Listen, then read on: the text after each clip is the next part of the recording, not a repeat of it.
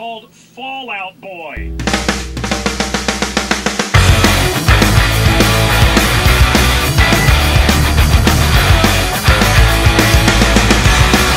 Landing on a runway in Chicago. My name's Pete. I play bass. And in between is something sensual and such non-conventional ways. Tonight the headphones will deliver you words that I can't. Tonight the headphones will deliver you words. Hi, I'm Patrick and I play guitar and sing in *Ólboy.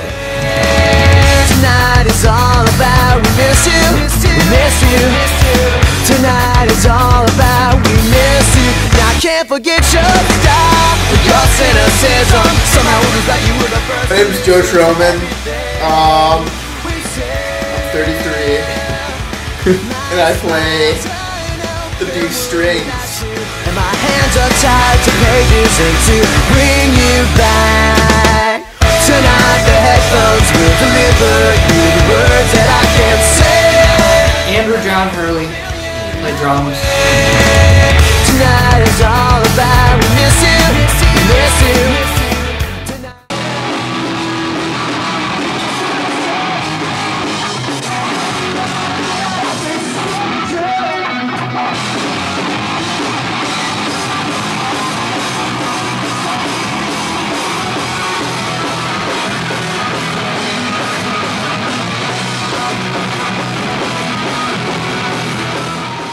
when we started, we were the worst band ever, playing the worst music you have ever heard. It got better as time went on.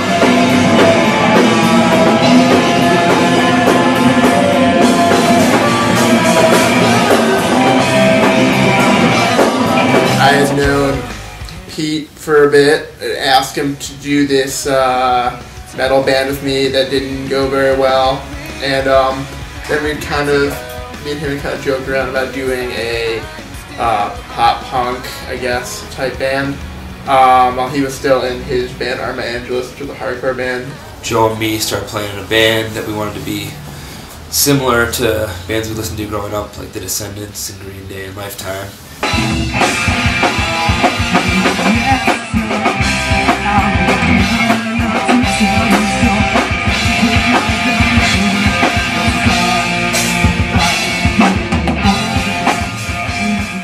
We were looking for people to be in the band. We were looking for a singer and a drummer. And I met Patrick by mistake in a Borders Books when I was talking to my friend about neurosis. That dude weirded himself into the conversation. I'd be like, I know who neurosis is. I'm a freak. Never met him before, and we ended up striking up a conversation, and he had informed me that he was looking to start a band with this guy from Race Trader, who was a hardcore band I liked a lot, and I was like, yeah, dude from Race Trader's in it, I'll try it out. They came over to my house to practice, and I met them in shorts and an Argyle sweater. Before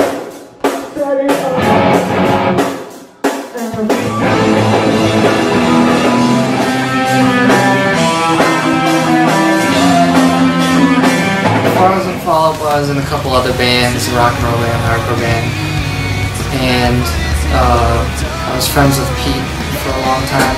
I knew Joe for a while. Then he was a drummer, and like everyone in the other bands I was in was doing full-time stuff, whether it be like school or other bands. So like, did Fall Out Boy for a tour. It worked out. I knew that I was destined for greatness.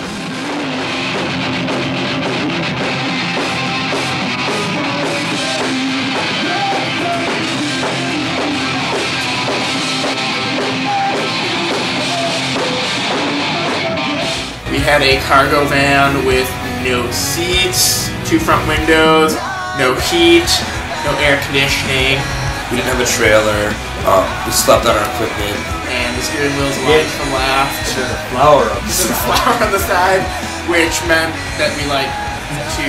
I almost died a couple times. We started out the tour with a breakdown, and hilarious. It was a sick breakdown. There was a lot of mosh. It was like a hate-free breakdown.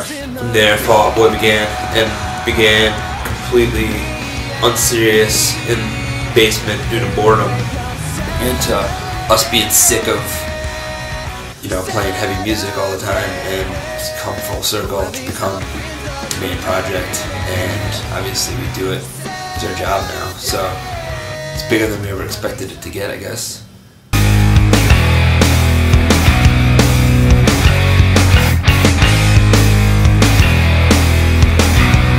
But like when we were recording Take This to Your Grave, what we wanted was this record that didn't stop. We wanted a record that, there's a couple records in my collection, you know, that I don't skip any tracks on, and that's what we want to Take This to Your Grave to be. I could move, sure it would only be to crawl back to you. Must have dragged my guts along. They were gone by the time we. Whoa, I want to hate you half as much as I do.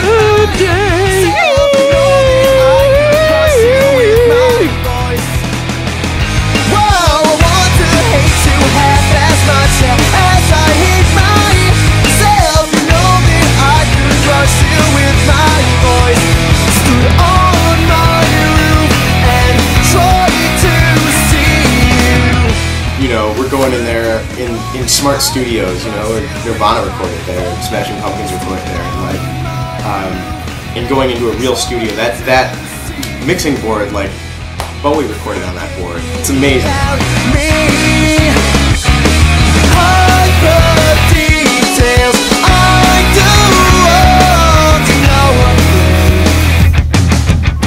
Bury me standing on the window with this cinder block in hand.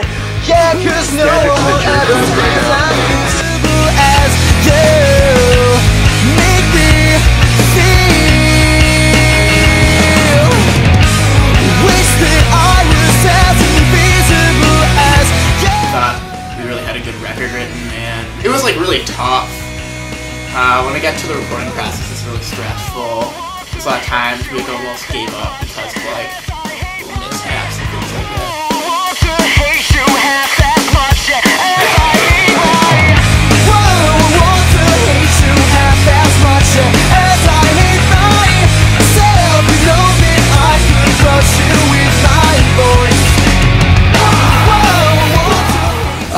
It was stressful. There was a lot of work. We had to write a couple songs in the on the wire, whatever. And basically, it was a lot of hard work that I think like I was really happy with after all was said and done. But up until then, you know, I was in school full time at the time of like writing and recording, and it was just a lot of work. So, but it was fun, and it was a good release when it was finally done.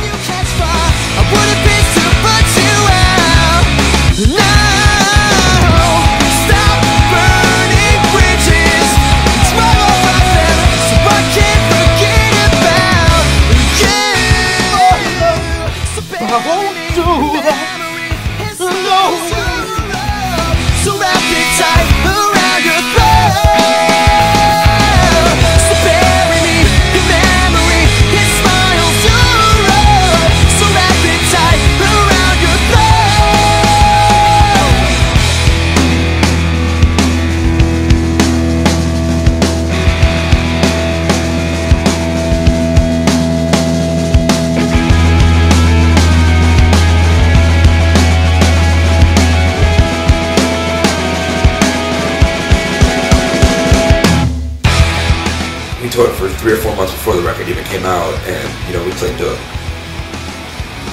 one person in a lot of places. We definitely, I think, earned a lot of people one at a time, but the cool thing is we keep seeing those faces over and over again. We know a lot of these kids' names, and it's really cool because you develop a friendship, and I think that's what's cool about Fall Out Boy. Around your throat.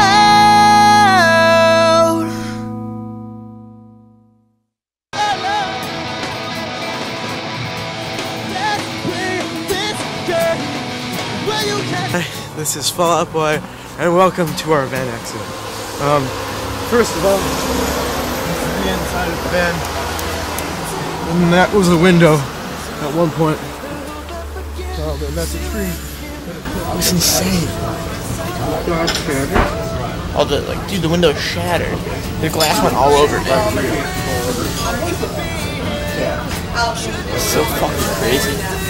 So where are we and what's going on? So we're in Lamar, Pennsylvania right now. It's like the middle of fucking nowhere. We're on our way to New York to film a video for Grand Theft Auto. It's not in the more forest like area, and the van is not total. The trailer is total. No one got hurt, but we're all sitting here and laughing about it because it was so much fun. This is what from the inside of the van. Where's the box for these? Joe's just trying to figure out how to get out to see a girl in New York. Doesn't even realize the van's really crashed.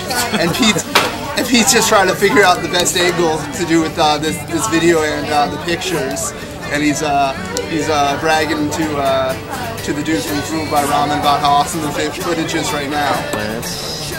That's what he was here. Oh man, just Lance. Bad news first or good news first?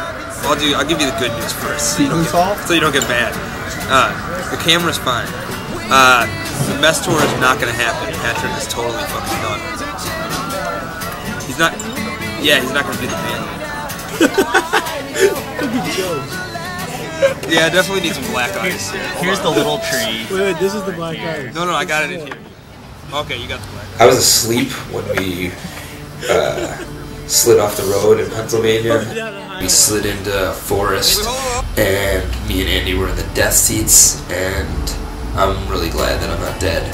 Just this, it was really violent, and all this, you know, that left side just shattered. It was pretty crazy, and if I was in the seat in front of me, sitting where I was, belted into the side, I probably would have gotten my head smashed or something, I don't know. Life slowed down to a snail's pace, where I felt completely out of control.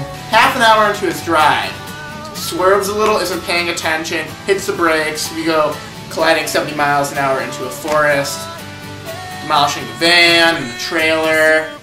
Long story short, I take a Mustang to New York, and now I'm a millionaire.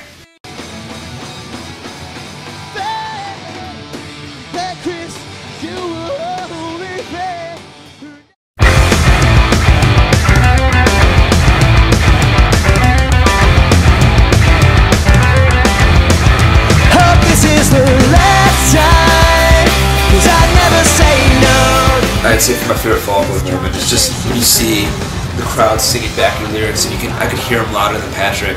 It's just one of the most intense feelings there is.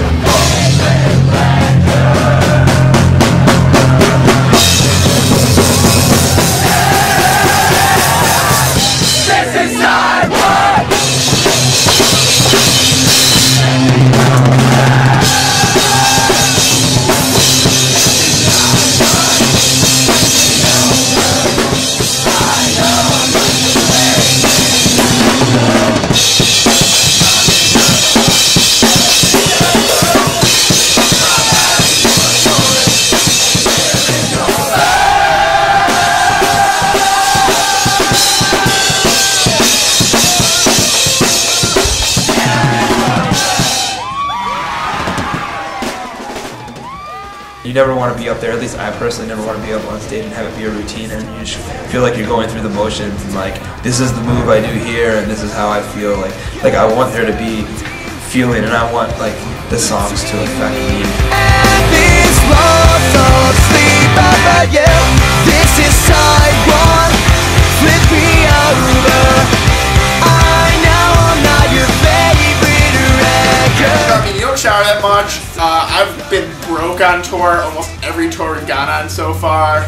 I get by with enough to eat. We've driven, you know, we've had 16-hour drives, and we've had like 24-hour drives before, you know, and it's just like crazy. Like. And here is your verse.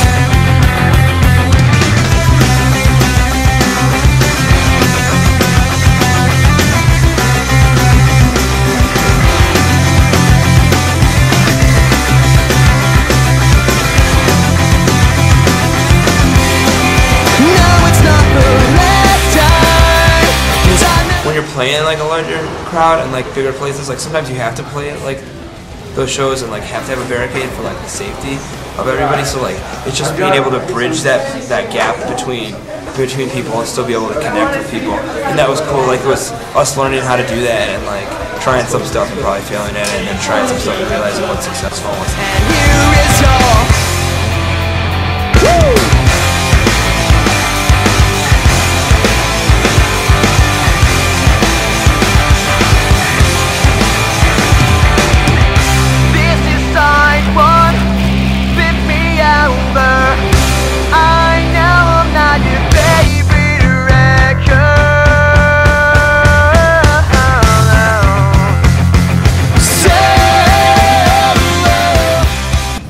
favorite Fall Out Boy show.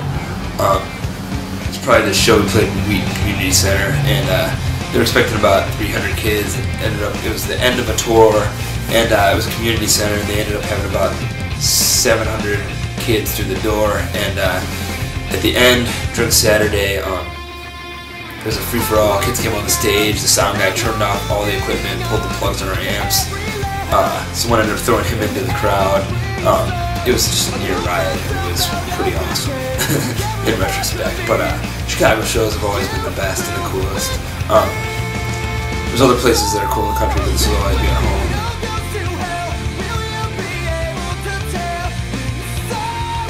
The show where I got to give Pete stitches because I really had to take out my anger out of his head. His pretty face. St. Louis. St. Louis. Chicago is always the best. I guess the last show we played at Chicago in the Bottom Lounge was the best show. Awesome. It was just the most songs we've ever played. I think the most energy we've ever had, and it was just really tight.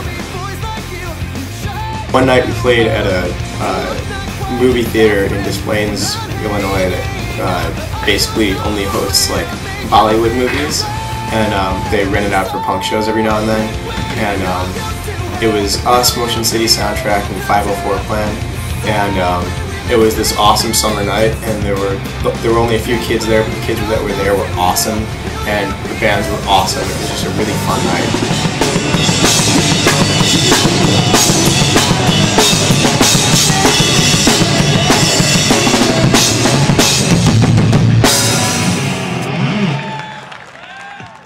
Sat outside my front window. This story's going somewhere. He's well hung and I am hanging up. This fall we signed with Island Def Jam, and I have to say it's one of the coolest experiences. Like, it's something that I never thought I would do in a million years. Being able to tell your parents that, you know, all the years where they thought, you know, everybody was we were wasting our time, and all the money they spent, and all the practices they had to put up with, and all the band they had to buy. It's cool to be able to be like, look at this. It's like the face of determination. Island was official. I was on my way to Madison, and I like screamed in my car and cried a little. It was just awesome. Like, I've always wanted to do a band as like my job, and I actually like have a chance at my dream.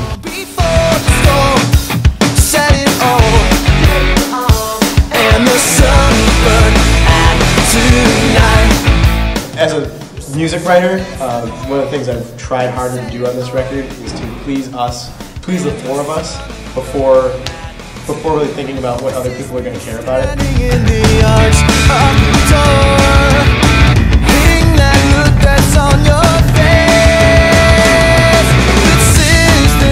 A girl has never emailed Joe.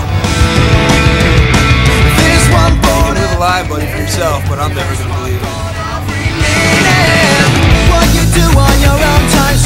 I don't think that, like, you know, we're ever going to stop being Fall Out Boy, so it's all just Fall Out Boy songs. But I mean, we went into the studio, you know, last time with this intent to have this, you know, record that just pounds in your ear, and I think that it'll be like a little different, you know. I think the melodic parts will be more melodic, more dynamic, and the heavier parts will be heavier. It's going to be a little bit darker. It's going to be a little less. It's going to be a little more danceable sometimes. I'm gonna try to do a lot less chugging and a lot more oh baby sweetheart. Kind of definitely a lot sexier. There's a lot more, you know, slinky outfits and, you know, garter belts. But The front of it's gonna have him wearing a diaper, and the record's gonna be called "Do You Want to Slip Into Something?" Set it on, and the sun burned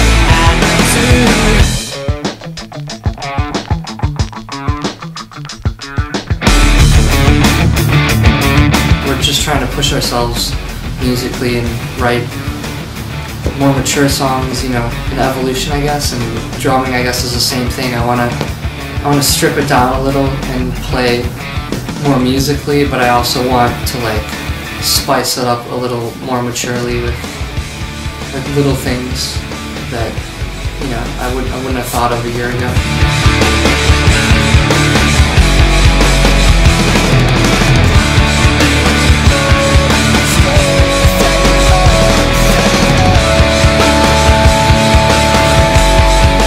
It's important to not only aspire to be a better person, but to be honest with yourself and to be honest with your fans. Like, hey, this is who I am, and like that's like we're a year away from the experience of the last record. And like we've been on tour, our life is different. Like we're not the same people we were.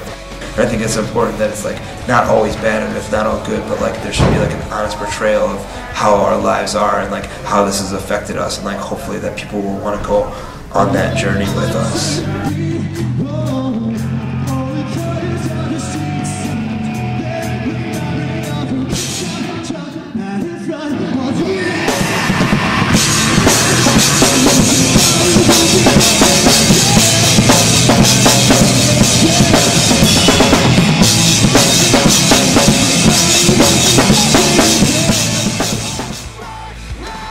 We're gonna tour till forever. We're gonna put out this new record. It's gonna be awesome. I hope that I'm still doing this in 10 years in some extent, you know, some form or another. At least that I hope I still know these people and that it's given me the chance to see the world with my friends, which is a whole different vantage point, to see the world from the back of a van. I'd recommend to anybody to do that. This is the best job in the world. I hang out with my friends in a van and play music. It's amazing that I've tricked somebody into letting me do that. Tonight is all about we miss you now.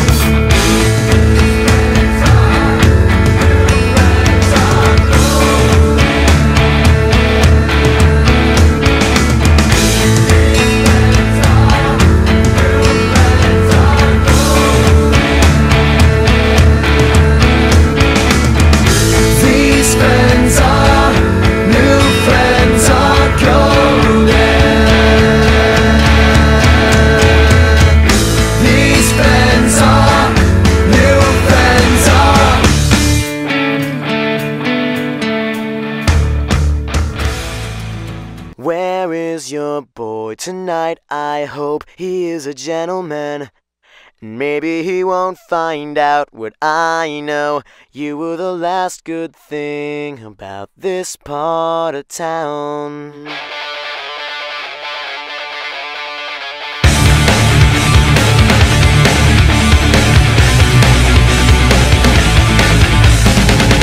When I wake up, I'm willing to take my chances on whom I forget that you hate him more than you notice. I wrote this for you. Should be him, I could be him, I could be him. That's the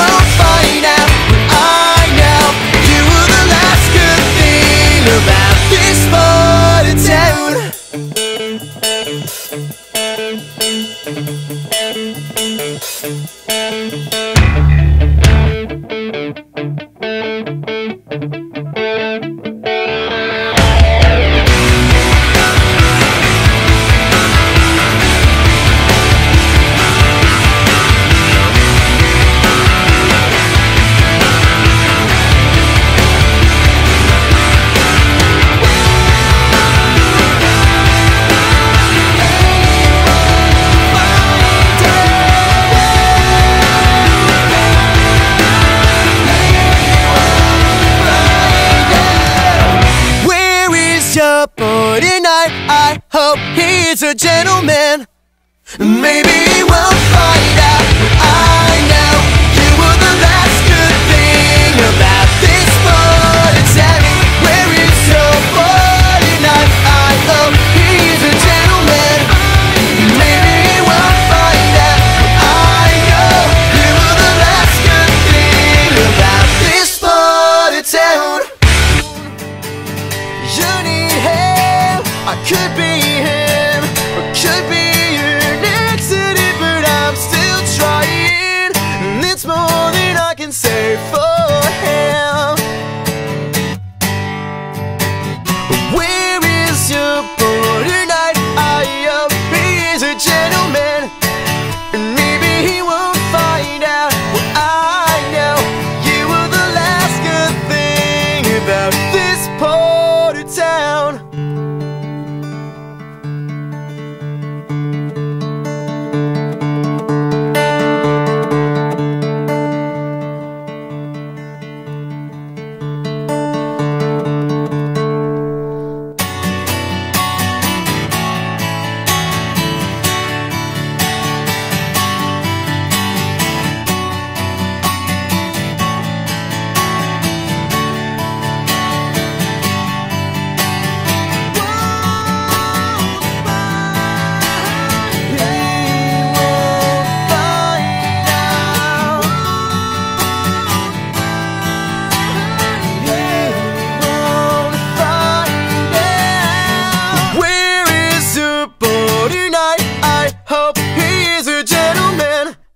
And me